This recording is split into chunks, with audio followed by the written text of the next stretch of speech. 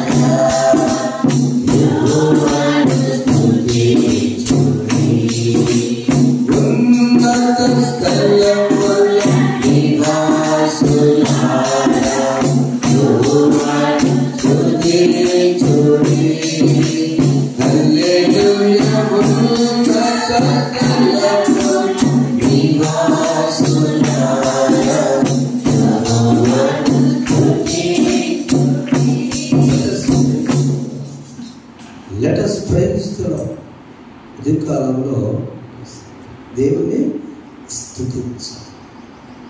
లేవగానే నాన్నగారిని, నాన్న నా నోట్స్ నా ఫీజు పెట్టు, నేనేమి నా చేతులు నా ఫ్రెండ్స్ దగ్గరికి వెళ్ళాలి ఏంటంటే లేవగానే నాన్నగారిని గుడ్ మార్నింగ్ చెప్పి, నాన్నగారు వందనాలని చెప్పి, వందనాలు నేను నీ చక్కగా పరీక్షిస్తూ ఆ తల్లి తండ్రిని మనం ఆయన గనపరచాలి.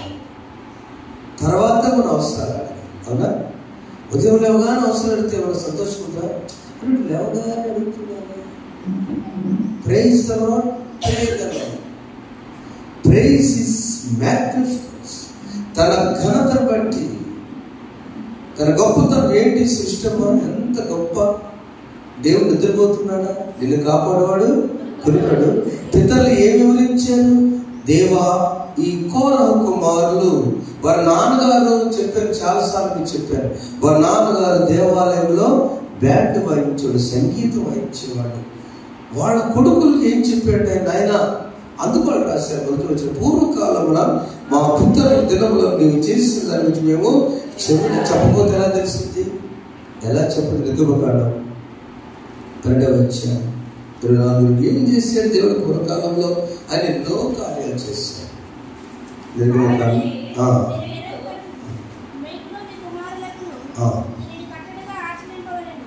మీకును మీ కుమారులకును కట్టడగా ఆచరించవలెను. యెహోవా మీకు ఇచ్చుతున్న దేశముందు ఇదంతా కూడా ఏం చేయాలని ఈ దేవుడిని యెహోవా చెప్పిన మాటలు నెక్స్ట్ జనరేషన్ వాళ్ళు చెప్పారు. మా పితరులు మనం ఏం చెప్తున్నాం అనడానికి మనకేం చెప్పారు? అయ్యా నేను కష్టపడి చదివించాను, అందుకేలా ఉన్నా, లేకపోతే ఇల్లు కట్టాను, లేకపోతే ఇది చేశానని మనం చెప్తాం. రక్షణ విషయంలో మన సాక్ష్యాలను వాళ్ళకు తెలియపరచాలి. ఆ తర్వాత ఏం జరిగిందంటే ఈ ఎర్ర సముద్రము దాటించేటువంటి ఒక పెద్ద అనుభవం వారి జీవితాన్ని గుర్తుపెట్టి చేసింది. మనకైనా నీళ్లున్నాయి, దాటాలి, పోనీ వెనక్కి వెళ్దామా, మనం సైన్యం తరుగుతుంది. మరి ఎలా? మధ్యలో ఉన్నటువంటి పరిస్థితుల్లో, ఎటు కాని పరిస్థితుల్లో ఉన్నప్పుడు పితరులు కనుక మన ఇంట్లో ఏం కాదు నాయనని ధైర్యం చెప్తే పాస్ అవ్వలేదు, పనికి వెళ్ళలేదు, పై చదువుకి వెళ్ళలేదు, ఉద్యోగంలో పెట్టుకోరు, ఏం కాదు ఎవరైనా ఏం కాదు. ఆ తల్లి ఆ తండ్రి ఆ బిడ్డని పర్వాలేదు నాన్న ప్రయత్నం చేయి, నీ ప్రయత్నం చేసావు, నువ్వు టైం వృధా చేసుకుని చేస్తే వేరే విషయం, నీ ప్రయత్నం చేసావు. అందరూ అన్ని కరెక్ట్గా వస్తే ఎట్లా? అంతేనా? అందరూ ఉద్యోగాలు చేస్తే ఎట్లా? 1000 మందిలో ఇద్దరు చేస్తారు గవర్నమెంట్ జాబ్స్. 998 మంది దేవుడు పోషించలేదా? యెహోవా నా కాపరి అంతే. కాబట్టి పితరులు ఏం చెప్పారంటే నిరుత్సాహము తొలగించి దేవుడు అద్భుతం చేస్తాడని చెప్పాలి. ఆమె చెప్పండి, ఆమె. అది పితరులు చెప్పారు. రెండవది 3వ వచనము బి పార్ట్లో నీ దక్షిణ హస్తమే నీ బాహువే నిముఖాంతి వారికి విజయము కలుగు. నీ దక్షిణ హస్తం అంటే కుడి చెయ్యి, నీ బాహు అంటే ఎడమ చెయ్యి, నీ ముఖకాంతి వారికి విజయము కలుగు చేసింది. దేవుని కుడి చెయ్యి ఎప్పుడు మనకు రెడీగా ఉంటుంది. నీ కుడి హస్తము నాతో ఉండను, నా జీవిత యాత్రను 16వ కీర్తనలో చెప్పుకున్నాం. ఆయన కుడి చెయ్యి మనకు రెడీగా ఉంటుంది నీ సమస్యను సపరేట్ చేయడానికి. ఆయన దక్షిణ పరిశుద్ధ పాపం అంటే ఎడమ చెయ్యి ఆ నీటిని ఏం చేసేది తెలుసా? మన దేవుడు 10 కమాండ్మెంట్స్ 10 సినిమా చూస్తే ఆ నీరు టర్బైన్స్ లాగా వస్తుంటే సుడిగుండలాగా దేవుడు అట 2 గోడలుగా రాత్రంతా ఏర్పరిచేసి మీరు ఆరిన నేలనే నడిచిపోండి. చప్పట్లు పడుకో గట్టిగా. నువ్వేం దిగులు పడవద్దు, భయపడవద్దు. ఈ సందేశంలో పితరులకు మనం ఏం చెప్పాలంటే నెంబర్ 1 నిరుత్సాహం వద్దు, మనకి దేవుడు గొప్పవాడు. నెంబర్ 2 ఆయన దక్షిణస్తము, ఆయన ఒక కాంతి కూడా ఆయన చూస్తే చాలు. మనం కరెంటు పోగానే చిన్నపిల్లలు ఏడుస్తారు. ఎందుకు? చాలాసార్లు చెప్పినవారు. కరెంటు పోగానే చీకటి, ఓకే, సగం ఆన్సర్. ఎందుకు ఏడుస్తారు? చీకటి అని కాదు, వాళ్ళ అమ్మ మొహం కనపడదు కాబట్టి. అవునా?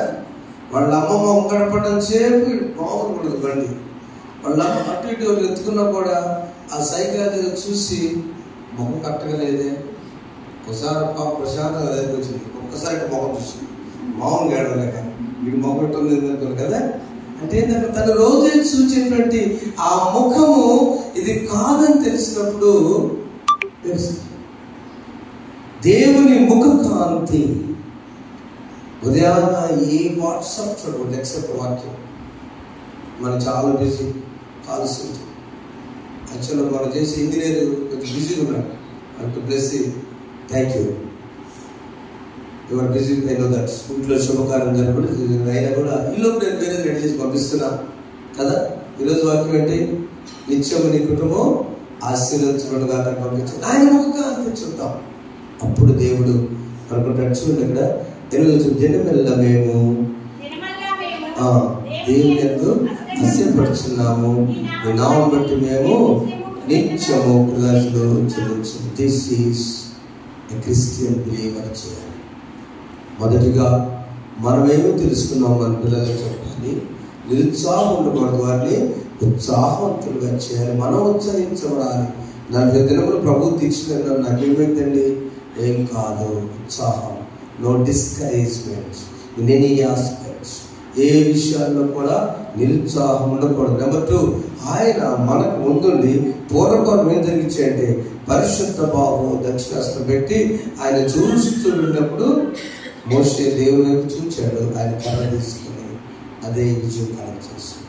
ఈ బైబిల్ గ్రంథం ఆయన ముఖం మొదటిగా మనం చూసినప్పుడు, వాక్యాన్ని చూసినప్పుడు దీని వెళ్ళ కూడా ఆయన సంతోషిస్తాం.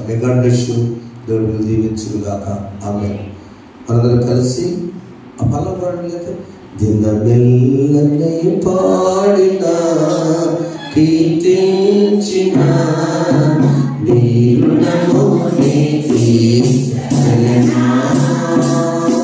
కొనియాడి పాడి నీ సాక్షిగానే జీవించనా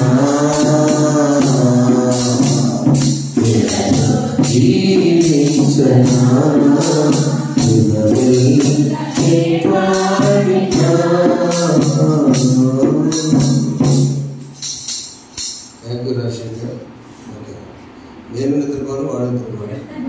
ఆడ ఊరంతా తిరుగుతున్నాను, నేనేమో దేశం తిరుగుతూ ఉంటాను. ఇద్దరు ఒకటే ప్లేస్లో చిన్నప్పుడు వచ్చే విషయాలు ఉంటారు మనం నిర్వహిస్తాం.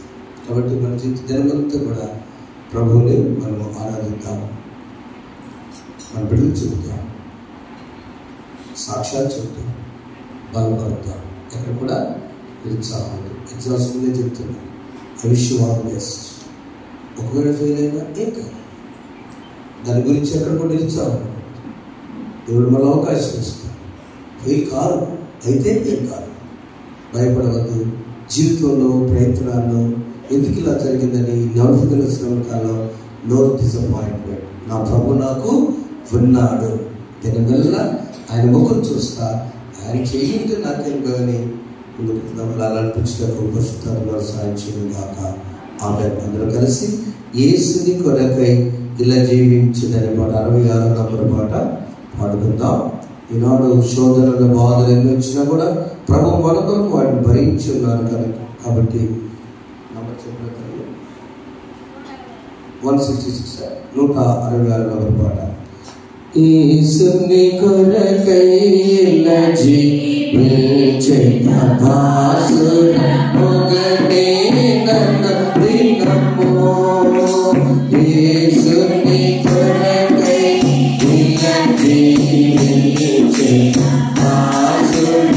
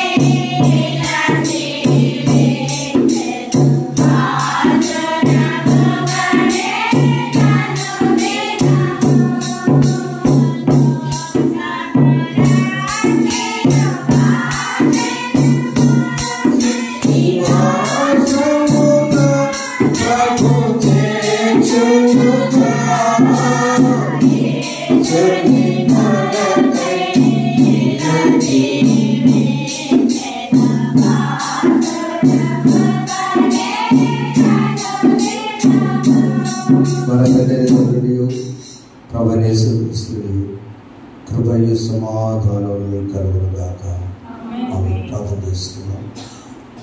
పరిశుద్ధానికి స్తోత్రాలు తండ్రి. నీ సన్నిధిలో ఇంటిలోని మొదటి ఆదివారంలో మీకు రాముని సిద్ధపడి తరగతులు వచ్చిన మా బిడ్డలందరూ కూడా స్తుతిస్తున్నాం. సర్వ సృష్టికి కారణభూతుగా మమ్మల్ని రక్షించుకున్న వాడా నీకు స్తోత్రాలు. ఈ వాక్యం ద్వారా మమ్మల్ని బలపరచండి. నిరుత్సాహం వద్దు, దీనివంతా శ్రమించమని చెప్పారు. మీరున్నారని చెప్పారు. పూర్వకాల పరిస్థితులు మా బిడ్డలు వివరించమని చెప్పిన మాటలు మేము ధ్యానం చేసుకున్నాం. కొద్ది మాటలు మాతో మాట్లాడారు. యేసు నామములో వేడుకొంచున్నాము తండ్రి, ఆమేన్. Thank you. దయచేసి కూర్చున్నాం.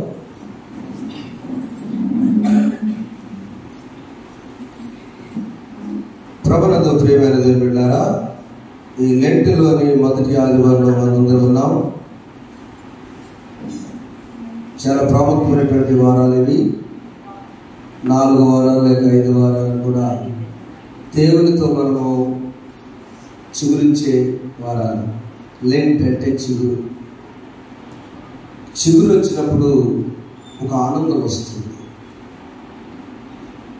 చిన్నపిల్లలకి వసంతకాలం అనగా చెట్ల యొక్క ఆకులన్నీ రాలిపోతుంటే వాళ్ళకి తెలియదు పాపం, చెట్టు ఇక విడిపోయిందిగా ఉంటుంది. ఆ కాలంలో మాత్రమే ఆకులు రాలిపోతాయి. ఆ తర్వాత ఇట్స్ కాల్డ్ స్ప్రింగ్ సీజన్. ఆ తర్వాత మరలా కొద్దిగా చిగురు పడుతూ ఉంటుంది. మళ్ళీ ఆకులు వచ్చినాయంటే సంతోషం.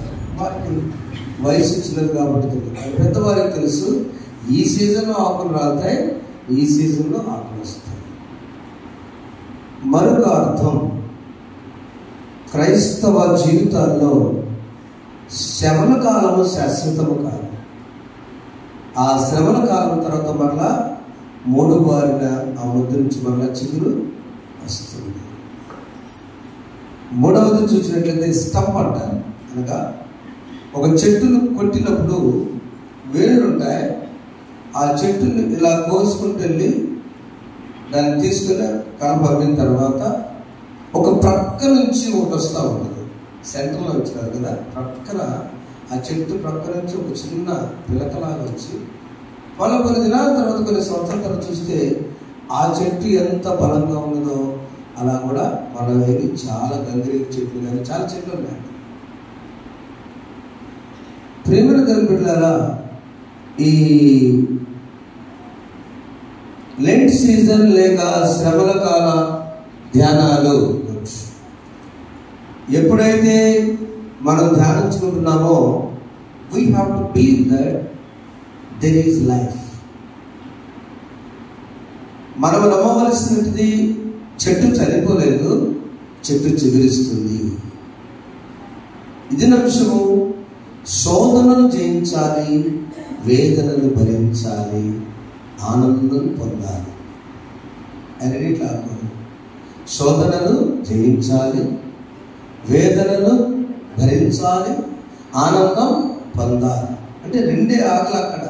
చూడండి, యేసు ప్రభువారే మత్తయి సువార్త 4వ అధ్యాయంలో ప్రభు అయిన యేసు లోకరక్షకుడైన కూడా ఆయన మొదటి మాట చదవండి. మొదటి వచ్చిన అప్పుడు యేసు అపవాది చేత శోధింపబడుటకు ఆత్మలన అరణ్యమునకు కొనిపోబడెను. ఈ మాట ధ్యానం చేస్తే ఒక చిన్న డౌట్ వస్తుంది. ఏంటంటే లోకరక్షకుడు శోధించబడటానికి అపవాదం కంటే ఏంటండి, ఒక్క మాట పోటీ పోద్ది కదా, కాదు. అక్కడ నా బిడ్డలు రానున్న తరతరముల బిడ్డల్లో ఒకవేళ శోధనలు వచ్చినా కూడా ఏమి కావు, నాకే వచ్చినాయి. పాస్టర్ గారి దేవుడు నల్లకొడుతుంది చెప్పారు. అన్ని విషయాలు నువ్వు సాక్ష్యం ఉండడానికే ఖచ్చితంగా నువ్వు డియో అవుతుంది. ఎందుకు? ప్రతి దానిలో అనుభవం వస్తే అవునా. సస్పెన్షన్ అయితే ఎవరన్నా సస్పెండ్ చేసినప్పుడు వెనక చూసుకుని సస్పెండ్ చేస్తామన్నా, అంతే కదా. ఆఫీసులో అయితే వారు పడే బాధ ముందే పడి ఉంటే తెలిసింది కదా. ఎవరైనా హృదయానికి గాయం తగిలితే ఏం కాదు, నేను ఆ టెన్షన్లో మన బయటికి రానేమో, తిరిగి రాదేమో. వీడియో తీస్తున్నారు ఈ మధ్య, సంతకాలు పెట్టట్లా. సార్ 98% ట్రై చేస్తాం, 2% ఏదైనా జరిగితే మాకు అమ్మో కమాండ్ తట్టుకోలేకపోయింది. ఏం చేయాలి పరిస్థితి? అలాంటి అనుభవాలు కూడా, అలాంటి వేదనలు కూడా నువ్వు భరించడానికి గాడ్ అలౌ, దేవుడు అనుమతించాడు. యేసు ప్రభు మనకంటే ముందే లోకరక్షకుడు వచ్చి 7 ప్రశ్నలు దీనిలో ఉన్నాయండి. మొదటి ప్రశ్న, ఎప్పుడు ఆయన ఈ శోధన పడ్డారు? శోధనలు జయించిన యేసు ఎప్పుడు అని చూస్తే బాప్తిస్మము పొందిన వెంటనే 16వ వచనం చదువున్నారా? యేసు బాప్తిస్మం పొందిన వెంటనే 16వ వచనంలో, నీళ్లలో నుండి ఒడ్డునకు వచ్చెను, ఇదిగో ఆకాశము తెరవబడెను, దేవుని ఆత్మ పావురమని తన మీదకి వచ్చుట చూచెను, ఇదిగో ఈయనే నా ప్రియకుమారుడు, ఈయనది నేను ఆనందించిన ఒక శబ్దము ఆకాశంలోకి వచ్చాను. అప్పుడు చదువు, అప్పుడు అందరు చదవాలి. అప్పుడు యేసు అపవాది చేత శోధింపటకు ఆత్మ వలన, అపవాది తీసుకెళ్ళా, ఆత్మ తీసుకెళ్ళి పావురమలే దిగి వచ్చిన ఆత్మ అపవాది వెళ్దాం పద యుద్ధానికి రమ్మంటది కదని తీసుకెళ్ళి. ఎప్పుడు అనగా ఈ 7 ప్రశ్నల సమాధానం విందాం. ఈ మత్తయి సువార్త 4వ అధ్యాయంలో మనం చదువుకున్న భాగంలో 7 ప్రశ్నలు 5 సమాధానాలు, 5 ఉన్నాయి. మొదటి ప్రశ్న, ఎప్పుడు ప్రభువు శోధింపడ్డారంటే బాప్తిస్మం పొందిన వెంటనే. మనకు కూడా వస్తుంది బాప్తిస్మం పొందిన వెంటనే. బాప్తిస్మం పొందాలంటేనే మనగా ఏమంటారు, నేను పర్ఫెక్ట్ ఉండాలి. పర్ఫెక్షన్ కోసం కాదు బాప్తిస్మం, గుర్తింపు కోసం బాప్తిస్మం. బాప్తిస్మం పొందిన వారంతా పరిశుద్ధులు కాదు. టీచర్ స్కూల్లో ఐడెంటిటీ కార్డు ఇస్తారు, మీరు ఏమి ఇస్తారమ్మా? ఎందుకు? మీరు మా స్కూల్ వాళ్ళు, ఈ యూనిఫామ్ ఇస్తున్నాం, ఈ ఐడెంటిటీ కార్డ్, షూ వేసుకున్నాం నాన్న, జాగ్రత్త ఉండాలరా, అల్లచిల్లకూడదు. ఎందుకంటే మన స్కూల్కి చెడ్డ పేరు వస్తుంది కదా. బ్యాప్టైజ్ పిల్లలు ఓకే, మానవులు ఉండకూడదు, మానవులు కూడా పడిపోతే మళ్ళీ ప్రభు దగ్గర శుద్ధీకరణ చేసుకోవాలి. బాప్తిస్మం పొందిన వెంటనే శోధింపబట్టానికి ప్రభు ఆత్మజీవితం. రెండవ ప్రశ్న, ఎవరి ద్వారా నడిపించబడినో? 4వ అధ్యాయం లూకా సువార్త 1వ వచనం చూసినట్లయితే, ఎవరి ద్వారా అనగానే పరిశుద్ధాత్మ పూర్ణుడై 4 దినములు ఆత్మచేత అరణ్యంలో నడిపింపబడిన. చాలు. ఈ సందర్భం 3 సువార్తికులు రాశారు, యోహాను తప్ప. మార్కు సువార్త 1వ అధ్యాయం 12-13 ఉంది, లూకా సువార్త 4వ అధ్యాయం ఉంది. యేసయ్య శోధనను జయించిన యేసు. శోధన మనం జయించాలి, వేదనలు భరించాలి, ఆనందం పొందాలి, అది మన విషయం కదా. ఈ శోధనలు జయించిన యేసు విషయం భక్తులైన యోహాను రాలేదు, కానీ ఈ 3 మాత్రం రాసిన క్లారిటీ ఏంటంటే, మొదట ప్రశ్న ఎప్పుడంటే బాప్తిస్మం పొందారా. రెండవ ప్రశ్న, ఎవరి చేత నడిపించబడంటే ఆత్మ చేతనే శోధించబడటానికి. అంటే అర్థం ఏంటి? దేవుని బిడ్డలు శోధనలకు నడిపించబడతారు. మూడోది చూస్తే ఎక్కడ జరిగింది ఇది? ఎక్కడ అనగా చూడాలా 7 వచ్చి ఎక్కడంటే అది ఈ శోధన ఎక్కడంటే ఒక పెద్ద కొండ. ఎక్కడ తీసుకెళ్ళంటే ఆ శోధకుడు ఈ బాప్తిస్మం పొందిన యోర్దాను నదికి కరెక్ట్గా 12 కిలోమీటర్లు, మా వాళ్ళ లెక్కలు 8 మైళ్ళు. బాప్తిస్మం పొందిన యోర్దాను నదికి ఒక 12 కిలోమీటర్ల దూరంలో అక్కడ ఒక అరణ్యం ఉంది, విల్డర్నెస్ అంటారు. అరణ్యం అంటే ఖాళీ మైదానం, అక్కడే ఉండదు. అక్కడ 1500 అడుగుల ఎత్తులో ఫ్రీగా అక్కడ తీసుకెళ్ళి ఆత్మ, పరిశుద్ధాత్మ. మూడో ప్రశ్న, ఎక్కడ అంటే యోర్దాను నదికి 8 మైళ్ళ దూరంలో ఉన్నటువంటి ఒక అరణ్యము. ఎక్కడ తీసుకెళ్ళింది? అరణ్యమునకు కొనిపోబడి. మొదటి. 4వ ప్రశ్న, ఎన్ని దినాలు ప్రభు? 40 దినాలు ఆయన శోధింపబడ్డారు. 40 దినాలు ఉపవాసం ఉన్నారు. 40 దినముల తరువాత పేతురు రాసిన మొదటి పత్రిక 5వ అధ్యాయము 8వ వచనం మనం చూసినట్లయితే అక్కడ ఉన్నటువంటి మనకు మెలుగుగా ఉండి మీకు విరోధైన అపవాది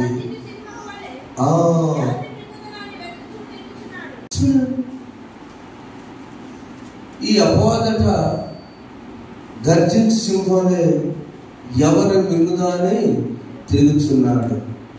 కొత్తగా టీవీలు వచ్చినప్పుడు ఒక ఆత్మీయ అక్క ఒక మాట చెప్పారు, అయ్యా యవనస్తులు జాగ్రత్త, మరణము కిటికీల మీద గుండా వచ్చిందంట. రివ్యూ కదా, ఏది కిటికీల గుండా హోయిర్లు అవుతారు, ఏమైనది కేబుల్ కదా, కిటికీల గుండా మాత్రం వస్తుంది. బెచ్చవేది మరి దానికి కిటికీల గుండా వచ్చి మీ ఆధ్యాత్మిక జీవితాన్ని పాడు చేయబోతుంది, జాగ్రత్త అని చెప్తుంది.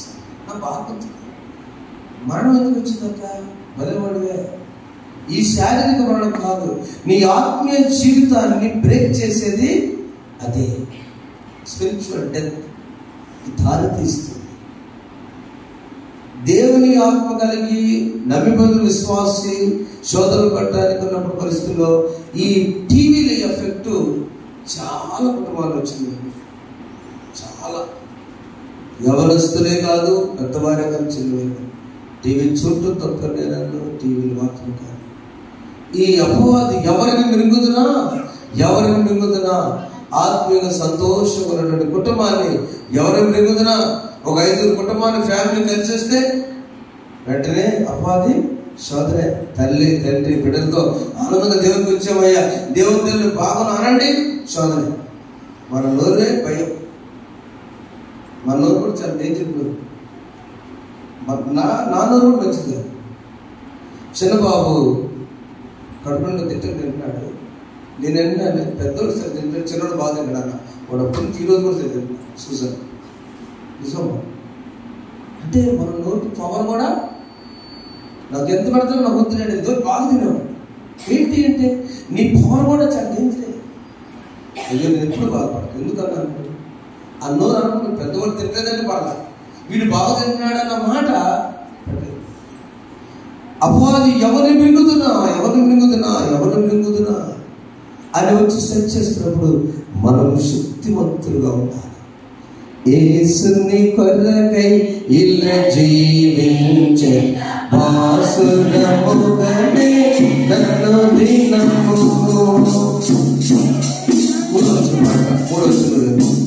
అల్లయ్యక సల్లయ్యక సాయి పోదును వినయ్యక నా ప్రభు మానము కలిగేను నేమని కనువరి గిరిలో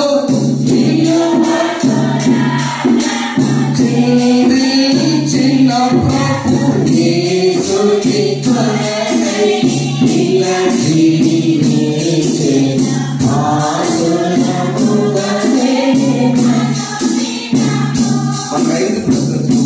ఎప్పుడు ప్రభు శోధించబడిన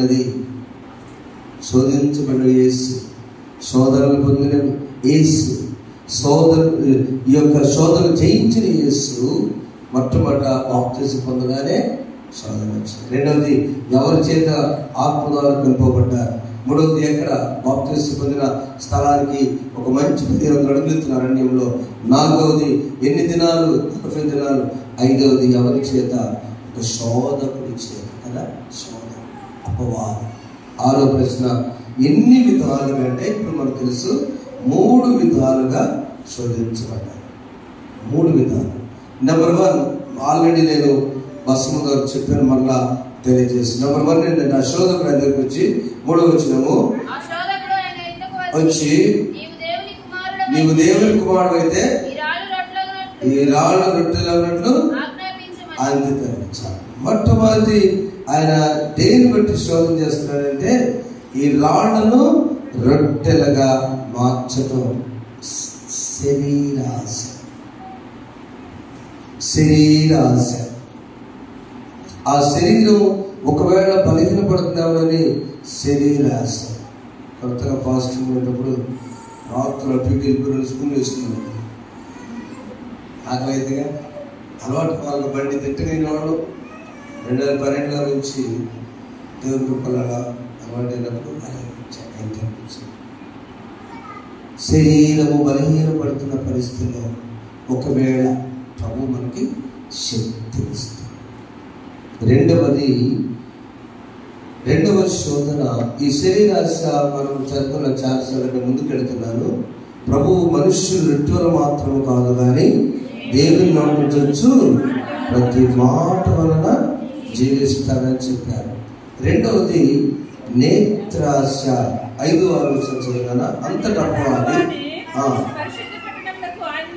తీసుకుని పోయి దేవాలయం నిలబెట్టి దేవుని కుమారుడు అయితే క్రిందికి దుమ్ము.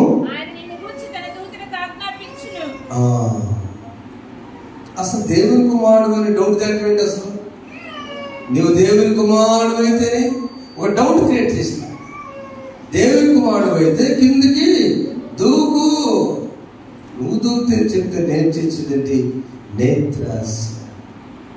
నేత్రాశ ఎక్కడ వచ్చింది మనకి? ఏదైనా వనములో ఒక రమ్యమైన పండు, ఆ పండు తినవద్దన్న పండు తినాలనిపించింది. ఎవరికి? దేవుడు అడిగితే అవేం చేయాలి? కమ్యూనికేషను భర్తలు చెప్పాలి. జాగ్రత్తగా మీ పాయింట్. ఈ నేత్రాశ వల్లనే ప్రపంచంతో నష్టం వచ్చింది.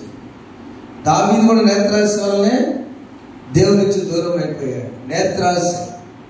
ఈ నేత్రాశ పండు ఆదాము అడిగితే ఆదాము దేవుని అడిగేవాడు. ఈ మధ్యలో వచ్చిన మనిషి అక్కడ దగ్గరికి వెళ్ళి, ఆంటీ ఆ పండు తినొచ్చా పాము ఆంటీ అనగానే, అసలు ఏం కాదమ్మా, నేను చెబుతున్నాగా. ఎవరి నేను చెబుతున్నానేవాళ్ళు? నేనున్నానుగా. ఎవరి నేనున్నానేవాళ్ళు? తల్లి కన్నా, తండ్రి కన్నా, భర్త కన్నా, భార్య కన్నా, హూ ఆర్ దే?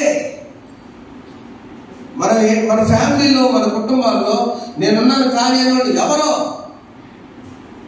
స్ట్రాంగ్గా చెప్పి ఎలక్షన్ టైంలో చాలా మంది నేను చూసుకుంటాము అని కొట్లాటకి వెనపడి పంపిస్తారు. వాళ్ళు రాదు బయటకి. వాళ్ళు హాయిగా కారులో తిరుగుతారు. అమాయకులు ద్రాడ పిల్లలు ద్రాడ రూపాయలు కొట్టాడు, తలకాయ పగిలితే వస్తాడు. అక్కడ వచ్చే నాయకుడికి చూస్తాడు, ఒక 5 వేలు ఇచ్చాడు. తలకాయ పగిలిన తర్వాత తన పనికి వెళ్ళటానికి ముఖం బ్రెయిన్ మొక్కలు వస్తే ఎవరు నేనున్నా నేను చూసుకుంటాను వాడు. ఎవరండి మీరు? దేవుడు తప్ప. ఈ శరీరాశ నేత్రాశలో అపవాది దగ్గరికి అవ్వరాగానే ఏమైంది? పతనమైపోయి దేవుని నుంచి కుటుంబమే దూరం అయిపోయింది. నేత్రాశ. మూడవది ప్రభువుని దానికి ఆన్సరు, నిన్ను దూతలకు ఆజ్ఞాపిస్తూ నీ భాగం ఎప్పుడైనా రాధితారు నిన్ను, అసలు నీ డ్యూటీ ఏంది? నాతో మాట్లాడుతూ దేవునికి వాడని ప్రభు గద్దించేసి. మూడవది జీవపు డంబము. ఈ లోకమంతా కూడా నేను 3, 6, 9 ఈ 3 వచనాలు 3 రకాల శోధన ప్రభు వారు పడ్డారు. 3వ వచనము శరీరాశ, 6వ వచనము నేత్రాశ, 9వ వచనము నువ్వు సాగిలు పడి నాకు నమస్కారం చేసేలా వీటన్ని నీకు ఇచ్చేది. నువ్వెవరు సాగిలు పట్టడానికి? అమ్మవాలి పోయిన దేవునికి జీవపు డంబం. మనల్ని మనం చంపుకోకూడదండి. ఉంటే తింటాం, లేకపోతే కదా. మన బైబిల్ విజ్ఞానమే కాదు, మన యొక్క భక్తి జీవితమే కాదు, ఎక్కడ కూడా మనము తగ్గించుకుంటే ప్రభు చెప్పే శోధనలు వస్తాయి. కొంచెం రాజీ పడితే చాలు. కొంచెం రాజీ పడితే. ఒక 2 వారాల క్రితము మనల్ని ఉద్యోగం ఇచ్చిన సార్కి వారే ఫోన్ చేశారు. అరే నాన్నగారి ఫ్రెండ్ ఆయన, అరే ఎలా ఉన్నారు? బాగున్నారు సార్. సునామీ వచ్చినప్పుడు ఆ సముద్రంలో బోట్లు 30 బోట్లు మాకు వచ్చింది కాంట్రాక్ట్ అని సునామీ ఫండ్ వస్తే ఆయన నన్ను పిలిచిన ఇంజనీర్ని జాగ్రత్త చేయి, 7 పొరలు వేయాలి రూల్ ప్రకారం అన్నాడు. నేను ఒక ఇంజనీర్ కింద అసిస్టెంట్గా ఉన్నా. ఆ సార్ దగ్గరికి ఆయన ఎంతంటాడు, వరబాబు 5 పొరలు అన్నాడు ఆయన. ఇప్పుడు సూర్యలంకలో బోట్ తయారు చేసే డై కూడా అక్కడే ఉంది మన షెడ్. నేను వచ్చి మళ్ళీ అన్నా, అరే తప్పు, ఆయన పాస్టర్ కొడుకు ఇంజనీర్ గారు అని చెప్పి సత్యాన్ని 50,000 ఆ రోజుల్లో మిగులుతాయి ఒక బోట్. ₹1,00,00,000 నాకు గుర్తొచ్చింది. ఆయన మాట అన్నాడు మా సార్, ఈ 7 పొరలు కాకుండా 5 పొరలు వేసి వాళ్ళు సముద్రం పడి చచ్చిపోయారు అనుకో, ఆ బోటు పగిలిపోయి అది ఎవరికి వస్తుంది అబ్బా? దాన్ని ఎవరికి వస్తుంది? మనకే కదా. బాగా గుర్తండి. సాగరపడి మొక్కితే ఒక్క మాట రాస్తే ఈరోజు డబ్బులు గురించి చివరి మా జీతాలు నిలబెట్టాను. కానీ ఈరోజున భారతదేశ కెప్టెన్ ఎవరో తెలుసండి? ఆ సార్ కొడుకు. చెప్పకూడదామా? Karate captain. ఈరోజు కరాటే నేషనల్ కెప్టెన్ కోండ్రు చెల్సని మేము పేరుంది. మన కొట్టండి ఎట్లా వస్తుంది. ₹1,40,00,000 తన కుమారుడు తిరుగుతాడు. ఎందుకు తెలుసా? జీవపు డబ్బుకు పరిస్థితులు మనకు వచ్చిన నా సోదరులారా, ఒకవేళ మనం పొరపాటు చేయడానికి అవకాశం వచ్చిన, యోసేపు పొరపాటు చేయడానికి అవకాశం వస్తే చేశాడా? అవకాశం వచ్చింది. యోసేపు తలవంచుకుంటే ఈ రోజున ఆ రోజులో కావాల్సిన ధనం ఉండేది, పొతిఫరు వారు ఏ ఉదాహరణ ఇచ్చేదేమో. కానీ యోసేపు బైబిల్ కనుక ఉండేవాడా? శోధనలు వచ్చిన జయించవలసిన శక్తి మన దేవుడు మనకిచ్చాడు. శరీరాశైన, నేత్రాశైన, జీవపు డంపైన. ఆ తర్వాత నుంచి అసలు ఎలా ఉన్నా పరిచర్య బాగున్నాను సార్, అమ్మాయి ఆ ఒక్కటి నా మనసులో కూర్చుంది. నాడు ప్రాజెక్ట్ చేస్తే మీరు నమ్మరు, దైవ సాక్షిగా లైవ్లో చెప్తున్నా. పాస్టర్ వారి చేతిలో 55 లక్షల ప్రాజెక్టు, ₹1,00,00,000 ప్రాజెక్టు, దేవుడి దగ్గర 1,000 నష్టపోయాడు. అర్థం చేసుకోండి.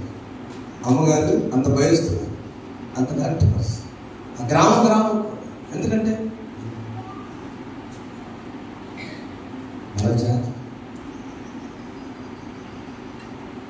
ఎక్కడైతే ఈరోజు బ్రతికించలేదా?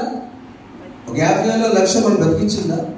నేను ఆత్మీయంగా చెప్తున్నాను సోదరులారా, 10 లక్షలు ₹1,00,00,000 బ్రతికిస్తామా? నా నోటి నుంచి వచ్చే ప్రతి మాట వలనే మనము జీవిస్తాము. శోధనలు జయించాలి. లాభం వేరు, లాభం తీసుకోవచ్చు, తప్పలేదు, నా ఇష్టం. ఈ బైబిల్ ప్రణాళికలు కొనుక్కొచ్చి మా ప్రవీణ్ గారు నాకు ఈ బైబిల్ నచ్చింది సార్ అన్నాడు. 2,500 చదువుతాను, నా ఇష్టం. నేను దూరం కొనుక్కొచ్చాను సార్, అంతే కదా. అది వేరు. ప్రాఫిట్ ఈస్ డిఫరెంట్, లాభం వేరు. ఏది పొరపాటు అంటే ఈ బైబిల్ కొరియా నుంచి కాకుండా నేను హైదరాబాద్లో కొనుక్కొచ్చి నేను కొరియా నుంచి తెచ్చానంటే అది కొరియా ప్రింట్ అండి. ప్రియమైన బిడ్డలారా, శోధనలు వచ్చినా కూడా ప్రభు శరీరాశ, చెప్పండి, శరీరాశ, నేత్రాశ, జీవనము ఆనాడు ప్రభుని శోధించినాయి. మనం శోధిస్తే మనం ఏం చేయాలంటే ప్రార్థన చేయవలసిన వారమై ఉన్నాము.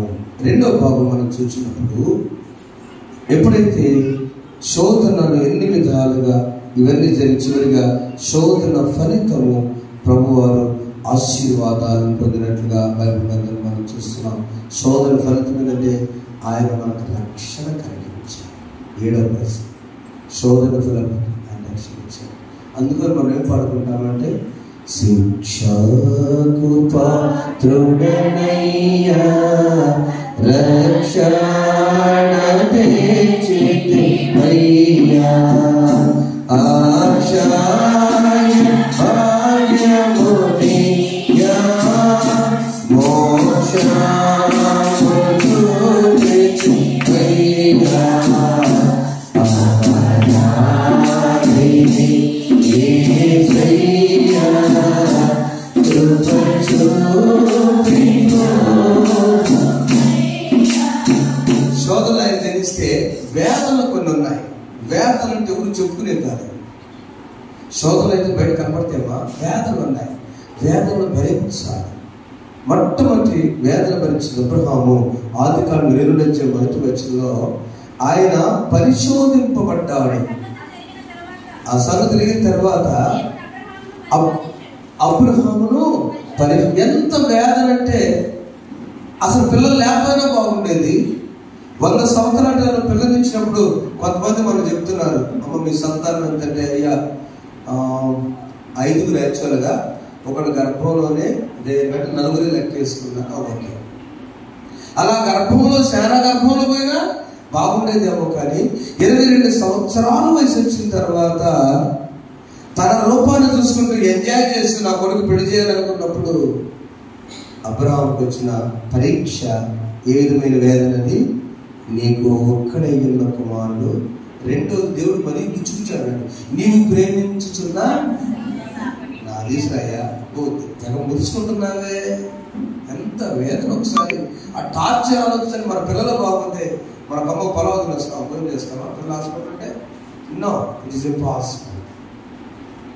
తన కుమారుడిని తానే తీసుకుని వెళ్ళి తానే దహన బలించి, దహన బలి అంటే బలించి కాల్చాలి, తానే బూడిద చేసి ఆ బూడిదని ఇదిగో దేవటం అనేది ఒక మానవునికి సాధ్యమా?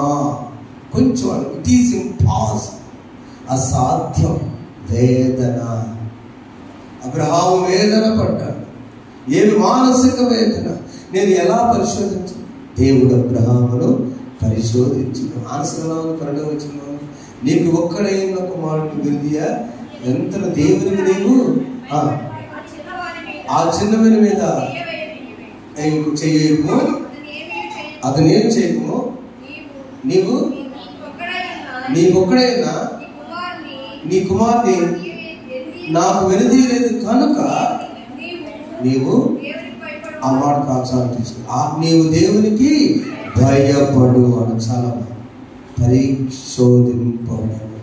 సోదరులారా, ఎందుకు నాకు ఇలా జరిగింది 40 దినాల్లో, ఎందుకు నాకు ఇలా జరిగింది అని అనుకుంటున్నప్పుడు నువ్వు భయపడద్దు.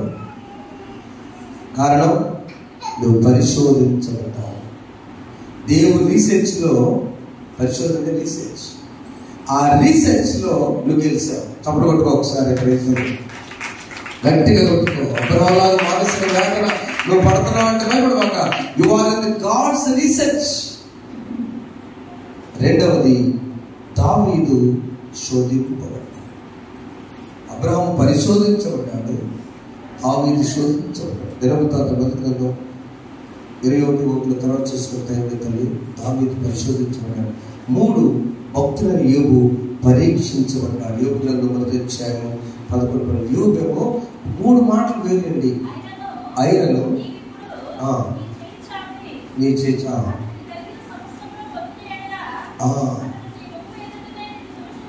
అది అనగా యెహోవా అన్నాడు తెలుసా,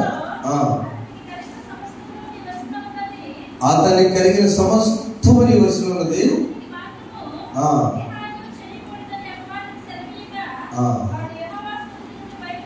అంతే. ఈ సమస్య మనందరూ తెలుసు. భక్తులైన యోబు గారికి ఇచ్చినటువంటి అదేంటంటే పరీక్ష. అబ్రహాముదేమో పరిశోధన రీసెర్చ్, దావీదేమో టెంప్టేషన్ శోధన. ఆ సాతాను ఇశ్రాయేలు విరోధముగా లేచి దావీదును ప్రేరేపింపగా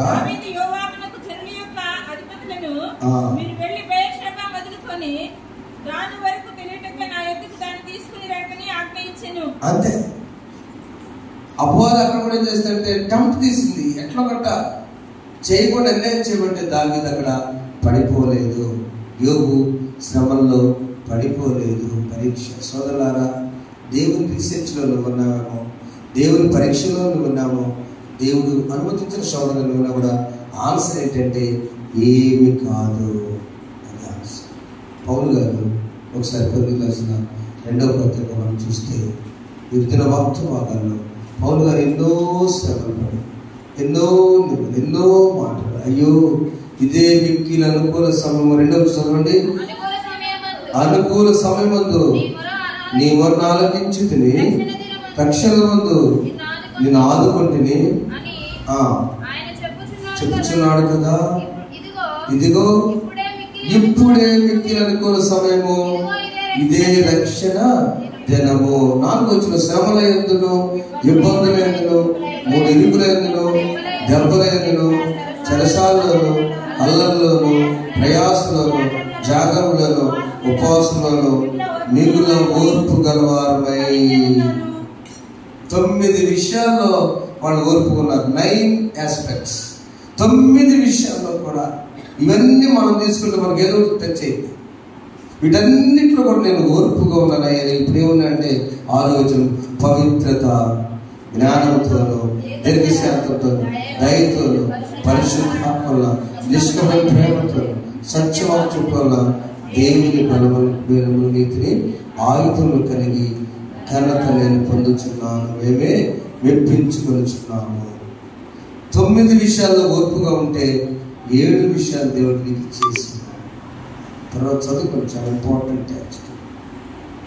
ప్రియమైన దేవుని బిడ్డలారా, ఒకే ఒక్క మాట, ఇది నా యేసు శోధన జయించాడు, మనం కూడా జయిస్తామని నమ్మాలి. శోధన జయిస్తాం. మూడవది, పౌలు గారు, ఆ తర్వాత అబ్రహాము, దావీదు, యోబు భక్తులందరూ కూడా శోధనలన్నిటి వేదనలు భరించారు. మనం కూడా వేదనను భరిద్దాము, ప్రభు అనుమతిస్తే. మూడవది, ఆనందాన్ని పొందుదాం. మీరందరూ ఎవరైనా విజయం లేకుండా ఒక్కసారి నాకు చూడండి, విజయం లేకుండా దుఃఖంతో మరణించడం ఉన్నారా? అబ్రహాంకు విజయమా లేదా? మనం అవుతామే అబ్రహాం సంతానం ఈరోజు కూడా. ఆయన వేదన ఆశీర్వాదంగా మారిందా లేదా? మారింది. దావీదు భక్తుల పేరు చెప్పుకున్నప్పుడు బైబిల్లో ఉంటాం మనం. అసలు ఆయన ఆశీర్వాదంగా మారింది వేదన. మూడోది, యోబు భక్తులు శ్రమలంగా యోబు దగ్గరికి వెళ్ళిపోతాం కదా. ఆశీర్వాదంగా ఎన్నంతలు దేవుడు ఇచ్చాడు, ఆయన్ని 2 ఆశీర్వదించాడు. బలహీనపడవద్దు. మనం ఏ విషయంలో కూడా మనము బలవంతులమయ్యామని ఇక్కడ మనం చదువుకున్నాం. We are strengthened in the 40 days. ఈ చిగురించే కాలంలో మనము అందరం కూడా యేసు ప్రభువుని శ్రమలకి ఎన్నో రకాలు వస్తుంటాయి. పౌలు గారి కంట జీవితపైన ఒత్తిడి వచ్చింది, ప్రెజర్.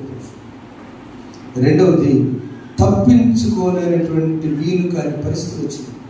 సరిపోయే పరిస్థితులు వచ్చినాయి. రెండమ్మా, ఒత్తిళ్ళు వచ్చినాయి, తప్పించుకునే వీలైన పరిస్థితులు వచ్చినాయి. మూడవది, ఆందోళనకరమైన పరిస్థితులు వచ్చాయట. ఎంత ఆందోళనో ఆయన లెక్క చేయడు, చావుని. ఏమంటారంటే మన బ్రతుకు క్రీస్తే చావే, అసలు లెక్క. కానీ తనతో ఉన్న పరిచయంలో ఉన్నటువంటి బిడ్డలు ఏమైపోతారని ఆందోళన వచ్చిన పరిస్థితులు వచ్చాయి, ఒత్తిళ్ళు వచ్చాయి, ఆందోళనలు వచ్చాయి. అసలు తప్పించుకోవడానికి వీళ్ళని పరిస్థితులు వచ్చినా కూడా ఆయన అంటున్న మాట ఏంటంటే, నేను నీతి కిరీటము నా కొరకు దాచి, 10 రాసిన 2వ పత్రిక, నీతి కిరీటం కొరకు దాచి, భయపడవద్దు, దిగుబడి. తర్వాత చదువుకున్నాం, మా అందరి కోసం నీతి కిరీటం. ఆ నీతి కిరీటం పొందడానికి పరిశుద్ధాత్ముడు మనకు సహాయం చేయను గాక. ఆమేన్. నా ప్రియమైన వారలారా, లెట్ us టెస్ట్ ourselves. ఈ రోజున ఒక ఆలోచన చేద్దామండి. అందరూ కూడా ఒక కుటుంబ యజమానిగా ఒక ఆలోచన చేద్దాం. నీకున్న ఒత్తిడిలో, నీకున్న సమస్యలు, నీకున్న బాధలు, నీకున్న పరిస్థితులు, ఎవరు చెప్పుకునే పరిస్థితులు ఉంటే భయపడవద్దు, బలపడు. భయపడవద్దు, బలపడు. రెండవది, నా సహోదరి, ఈ పరిస్థితులను కూడా నువ్వు వేదన పడవద్దు, దిగులు పడవద్దు, ప్రార్థించుకో. ఆయన విశ్వాసంలో బలపడతాడు. మనకంటే యజమాని విశ్వాసం ఎక్కువ ఉంటుంది, దేవుడు చూసుకుంటాడని విశ్వాసం ఉంటుంది. మనం ప్రార్థనలో బలపడాలి. బిడ్డలారా, మనం ఎలా ఉండాలో తెలుసా? పరిచర్యలో బలపడాలి. నీ కుటుంబంలో పరిచయం, నీ తండ్రికి సహకారిగా ఉండదు. నాన్న ఏం కాదు, నేను ఉద్యోగం చేస్తాను, ఏం కాదు నేను పనికంటే ఆ తండ్రి ఎంత గర్వపడతాడు. అమ్మ ఏం కాదు, నేను ఖర్చులు తగ్గించుకుంటా ఈసారి. ఆ తల్లి ఎంత సంతోషపడింది. ఆ భర్త ఏ పర్లేదులేండి ఈసారికి ఏముందని అడ్జస్ట్ చేసుకోండి. ఆ భర్త ఎంత ధైర్యం ఉంటాడు. లేదా తన నీళ్ళ పడుతుంటే భార్య వదిలి పడుతుంది, ఏం కాదులేమ్మా దేవుడు ఉన్నాడంటే ఎంత ధైర్యం. బలహీన సమయంలో బలపరచువాడు. అప్పుడు మనము ఆనందాన్ని పొందుతాం. ప్రభు ఉన్నాడు. The Lord Almighty is with you. మనకంటే శ్రమను పొందిన యేసు, మనకంటే శోధనలు భరించిన యేసు, వేదనలు భరించిన యేసు మనకు ఉన్నప్పుడు మనం దిగులు పడొచ్చా? బలహీన పడొచ్చా? వేదన పడొచ్చా? పడకూడదు. అందుకే నన్ను బలహీన సమయంలో బలపరచువాడు ఆయనే. ప్రార్థన చేసుకుని వచ్చి, బలహీన సమయములు నీ బలము ప్రసాదించుము. బలహీన సమయములు నీ బలము ప్రసాదించుము.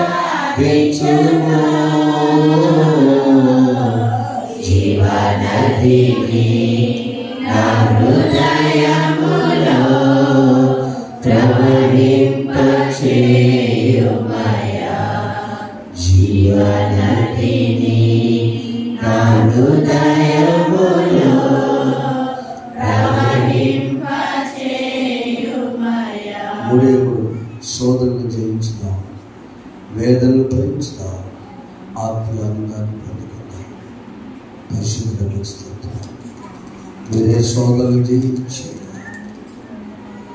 పౌలు గారు వేదనలు భరించి అబ్రహాము దావీదు భక్తులైతే శోధన వేదనలు అన్ని భరించారు. ఆ జీవితాలు అన్నింటినీ తొలగించారు.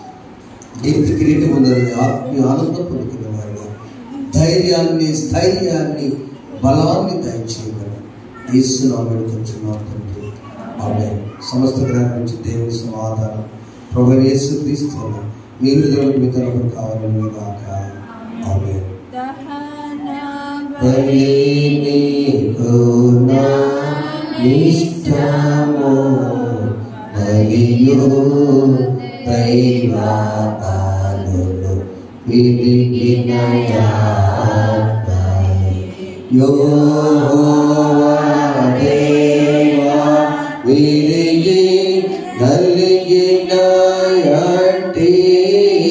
హృదయమల క్షమ చేయవో దహన బలి నీకు నా ఇష్టము మరియు దైవ పాలనలు విరిగిన దయచేసి కూర్చున్నాం. దేవుడు ఈ కాలంలో 3 బార్లు జీవితాలు జీవించగా మీ జీవితాన్ని ఆధ్యాత్మిక శిబిరింపచేయను గాక. ఆమేన్. ప్రభు మీ జీవితం చేస్తున్న కృతజ్ఞతలు ప్రార్థన చేసుకుంటున్నాను.